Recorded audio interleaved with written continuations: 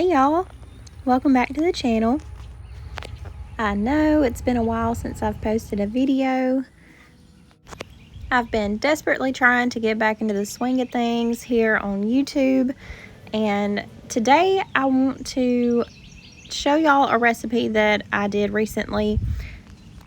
Now this is not something new that I came up with. I actually saw the Pioneer Woman do this forever ago and had really forgotten about it, and I noticed I had a roast in the freezer that I kind of needed to use, so I thought this would be the perfect time to try this recipe. It is called chunky chili, and that's exactly what it is. I'm going to do everything exactly the same as my regular ground beef chili. I'm just going to use this cut up chuck roast.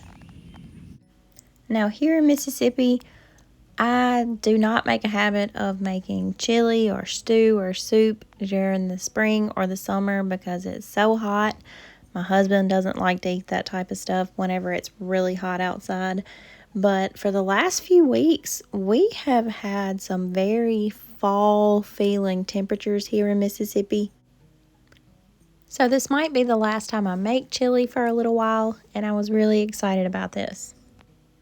Now, when I make my usual pot roast, I season it, brown it on all sides, and throw it in the crock pot to cook all day. So I'm starting this off the same way. I'm going to brown all my chunks of pot roast and throw them in the crock pot along with all the other regular ingredients that I would normally use in chili. And while I'm not starting this as early as I normally do if I'm doing a regular pot roast, but since it's cut up really small, it should cook even faster and be just as tender by about 5 or 6 o'clock this evening.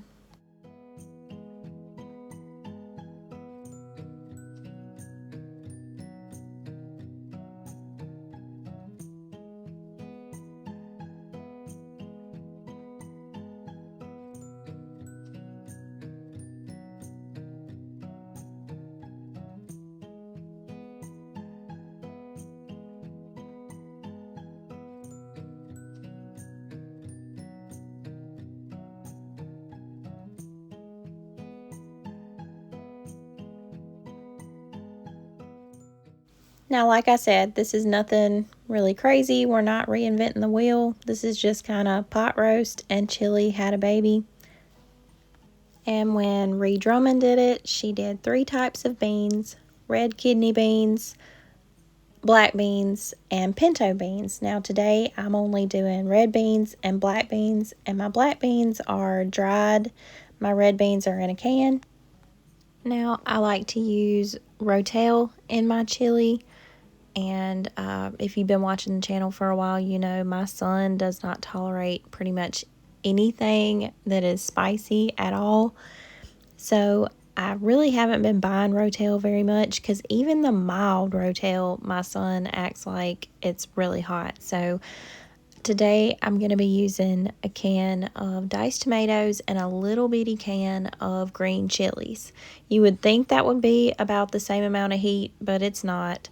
So that's what I've started using. I'm also going to put almost a whole can of tomato paste. And also I have my own little mixture of chili seasoning, which is basically the same thing that I put together for taco seasoning. But when I'm doing chili, I add just a smidge of extra chili powder. And when I'm doing tacos, I add a little extra cumin. Now, like I said, my black beans were dried, so I got those started cooking for a little while before I added them to everything else.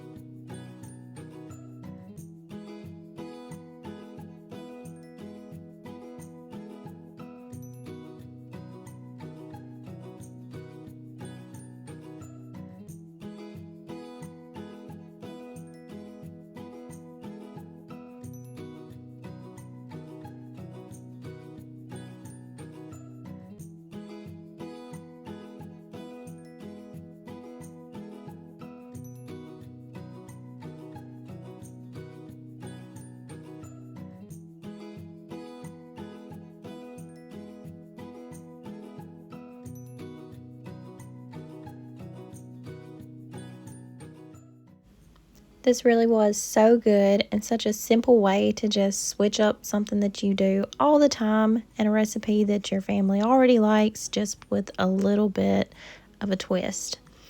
Now, the next day after I make chili, we either have chili dogs or I do some sort of like Frito chili pie.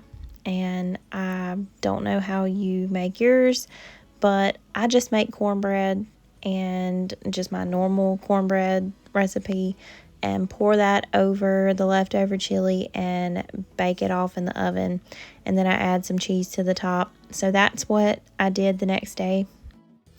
Now, we really like leftovers. I have several friends that they do not eat leftovers, but I really feel like chili and things like that are better the next day anyway, so we always like to use our leftovers. And if there's anything left over, the older Lawson gets, there are fewer and fewer leftovers.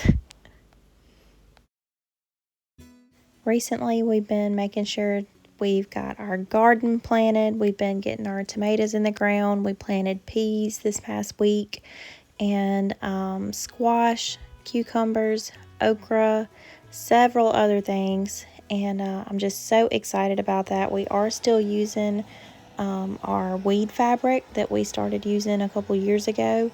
We've put down some more, and we actually planted the peas in that weed fabric. And we did tomatoes the year before, and it's worked out great for us so far. We're really excited about that. I'm hoping to get this entire area where we plant the peas and tomatoes completely covered in weed fabric eventually. And we'll probably make a video talking about some of that later on in the next couple of weeks. So let me know in the comments, what have you got planted? What do you plan to grow this year? And how's that going? We've had a drought, and recently we've had way more rain than we needed after the drought. So we're having a crazy spring. And like I said, it's been cooler than normal. Mississippi is just so wild sometimes. You might be able to tell in my voice how I've been handling the wild weather we've been having ever since everything started growing. My sinuses have been just a wreck.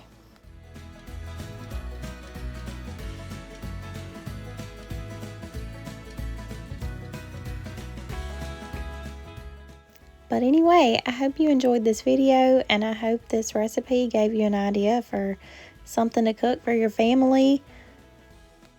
And if you've been one of our subscribers through this whole time of me not posting very much, I really appreciate you sticking it out and being there with us. I appreciate all the kind words that I received after my dad passed. We've got some really sweet subscribers on our channel, and I appreciate you all so much as I get back in the swing of things. I promise I'll be posting more, and I just want y'all to know I really appreciate you. Let me know if you try this recipe, and we'll see y'all next time. Bye, y'all.